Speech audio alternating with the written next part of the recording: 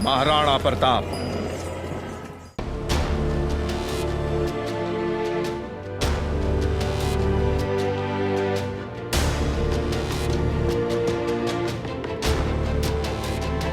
आज से सैकड़ों साल पहले एक राजा हुआ करते थे जो मुगलों के लिए भारत में एक चुनौती बनते जा रहे थे, जिन्हें हरा पाना मुगलों के लिए नामुमकिन सा साबित हो रहा था।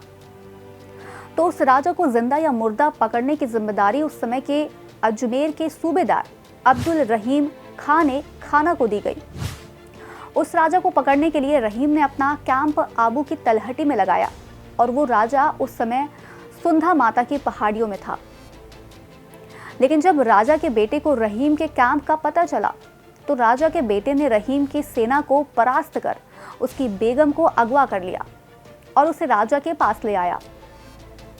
राजा ने जब अपने बेटे से सवाल किया कि तुम बेगम को यहाँ क्यों ले आए हो, तब उनके बेटे ने यह तर्क दिया कि जो मुगल उनके साथ करते हैं वही वो उनके बच्चों के साथ करेंगे। जैसे ही राजा ने यह सुना वो क्रोधित हो गए और उन्होंने तुरंत पूरे सम्मान के साथ बेगम को वापस छोड़कर आने के आदेश दिए। राजा ने कहा कि चाहे वो हिंदू हो या मुस्लिम नारी, स्त्री हमेशा भारतीय संस्कृति में आदरणीय रही है। आप जानते हैं वो राजा कौन थे? वो राजा थे महाराणा प्रताप, जिनकी आज जयंती है। अपनी वीरता, शौर्य, त्याग, पराक्रम और दृढ़ प्रण के लिए महाराणा प्रताप हमेशा से ही जाने जाते रहे हैं। उनका जन्म 9 मई 1540 को राजस्थान के मेवाड़ में हुआ था। स्त्रियों के सम्मान के अलावा उनमें बहुत कुछ ऐसा था जो आज के समय में शासन करने वाले और नीतिकारों को जानने की जरूरत है। उनके किस्से कहानियों से अलग आज हम महाराणा प्रताप की गुड गवर्नेंस पर चर्चा करेंगे और साथ ही उनसे जुड़े कुछ ऐसे किस्सों को भी जानेंगे जिसे पूरे देश को सीख लेने की जरूरत है। सबसे पहले बात करते हैं हिंदू मुस्लिम एकता की। 16वीं सदी के दौरान विदेशी आक्रमणों का सबसे बड़ा विरोध मेवाड़ में हुआ था। महाराणा प्रताप की जंग किसी कौम के खिलाफ नहीं थी, बल्कि बाहरी आक्रांताओं के खिलाफ थी।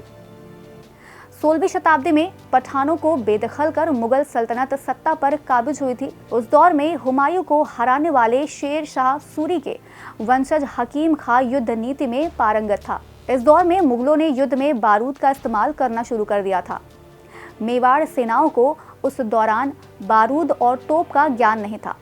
ऐसे में महाराणा प्रताप ने हकीम खां की योग्यता को पहचाना। हकीम खां ने तोपची के रूप में मेवाड़ में सेवाएं दी। इसी कौशल की वजह से खां ने हल्दी घाटी के युद्ध में हरावल दस्ते का नेतृत्व किया, जबकि परंपरागत रूप से अपने त्याग और बलिदान के लिए ये जिम्मेदारी चूड़ावंतों को मिलती थी। वो नेतृत्व हरावल पहली बार किसी मुस्लिम पठान को सौंपा गया था। दूसरा है financial crisis management. Maharana Pratap financial management के भी अच्छे जानकार थे। मेवाड़ को आर्थिक रूप से संपन्न बनाने वाला सबसे बड़ा व्यापारिक रूट उन्हीं के साम्राज्य से होकर निकलता था। वैश्विक व्यापार के लिए गुजरात को जाने का रास्ता और हज करने के लिए मक्का मदीना का रास्ता मेवाड़ होकर गुजरता था। इस व्यापारिक रूट और हज मार्ग को हथियाने के लिए मुगलों की हमेशा से नजर थी। मेवाड़ के पास उस दौर में मांडलगढ़ और जावर 2 अहम माइंस थी, जिनसे सबसे बड़ा राजस्व आ रहा था। लेकिन चित्तौड़ पर आक्रमण कर मुगलों ने मांडल माइंस पर कब्जा कर लिया, लेकिन जावर माइंस पर कब्जा नहीं कर पाए। उदयपुर से 40 किलोमीटर दूर टीडी चौराहे से जावर माइंस के बीच चावन में एक गुफा, जहां महाराणा प्रताप ने शस्त्रागार भी बनाया था। उस समय जावर माइंस से बड़ी मात्रा में चांदी निकलती थी। यही वजह रही कि इतने लंबे समय तक चली लड़ाई को महाराणा प्रताप बरकरार रख पाए। जावर माइंस के ठीक नजदीकी पहाड़ियों चावड़ पर प्रताप ने अपनी राजधानी स्थापित की, ताकि उस क्षेत्र की पूरी सुरक्षा की जा सके।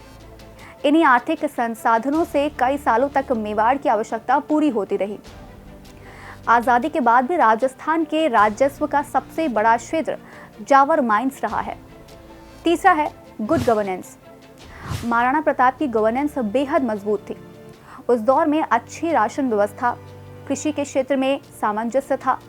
उन्होंने किसानों और आदिवासियों को स्वपोषित अधिकार दे रखे थे।